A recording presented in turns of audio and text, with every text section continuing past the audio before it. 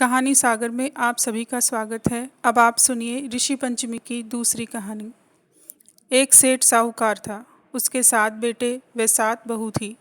उसने अपनी सातों बहुओं को बुलाकर पूछा कि अगर तुम भोजन बना दो तो मैं ऋषि महाराज को भोजन का निमंत्रण दे दूं। परंतु 6 बहुओं ने भोजन बनाने से मना कर दिया। परंतु 7वीं बहू बोली कि पिताजी, आप ऋषि महाराज को निमंत्रण दे दीजिए, मैं भोजन बना दूंगी।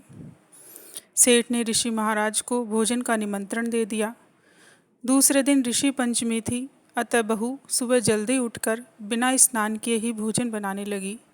वह मासिक धर्म आ जाने के बाद भी भोजन बनाती रही और जो भी भोजन बनाती उसको चखती रहती। जब भोजन बनकर तैयार हो गया तो सेठ ऋषि महाराज को बुला लाए। ऋषि महाराज के सामने भोजन की थाली रखी और भोजन परोसा, परंतु भोजन की जगह थाली में कीड़े मकोड़े भर गए। अब तो ऋषि महाराज क्रोधित हो गए। वह सेठ की बहू को श्राप दे दिया कि तुम्हारे एक ऋषि पंचमी को संतान जन्म लेगी, वह दूसरी ऋषि पंचमी को मर जाएगी। जाते समय ऋषि महाराज रसोई में टके हुए छीके से दही खाकर चले गए। अब तो बहू के एक ऋषि पंचमी को संतान जन्म लेती, वह दूसरी ऋषि पंचमी को मर जाती। उसके पीहर ससुराल में कोई चांदी ही नहीं दे पाते। एक दिन सेठानी ने अपने बेटे से कहा कि इसको जंगल में छोड़ आओ, क्योंकि इसके रहते हम ऋषि पंचमी मना ही नहीं पाते हैं।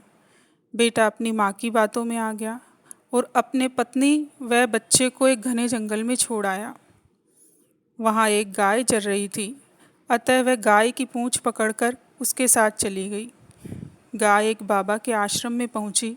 गाय के साथ एक स्त्री को देखकर बाबा जी ने अपने अंतर मन से उसके बारे में सब कुछ जान लिया तथा उसे अपने धर्म की बेटी मानकर आश्रम में सहारा दिया। परंतु वह जब भी भोजन बनाती तो उसमें कीड़े हो जाते। एक दिन बाबा जी बोले कि बेटी, कुछ समय बाद ऋषि पंचमी आने वाली है।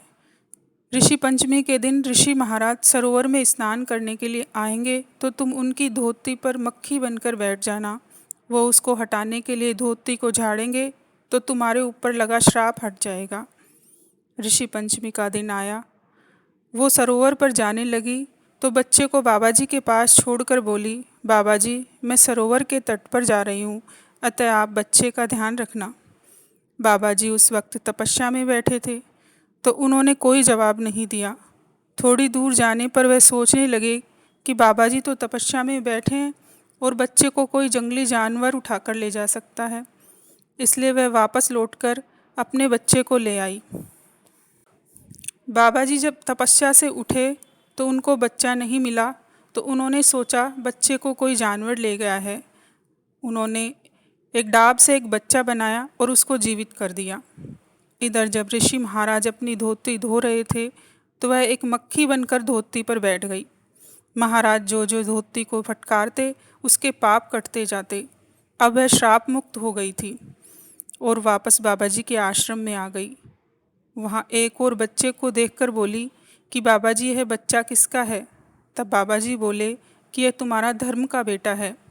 वह दोनों बच्चे को पालने लगी। कुछ समय बाद उसके पति को उसकी व उसके बच्चे की याद आई और वह उसी जंगल में उसी जगह आकर बैठ गया तथा बाबा जी की गाय जब आश्रम में लौटने लगी तो वह भी उसके साथ साथ आश्रम में आ गया।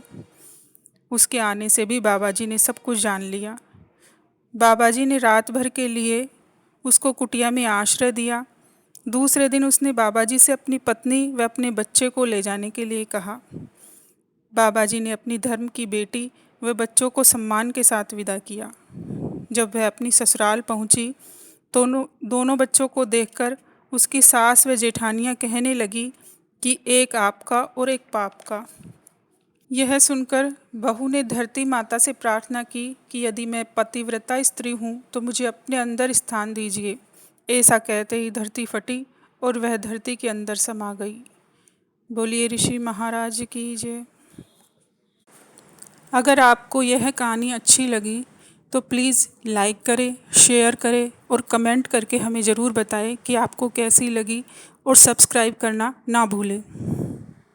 ताकि आने वाले त्योहारों की कहानियाँ पहुँच सके आप तक सबसे पहले। धन्यवाद।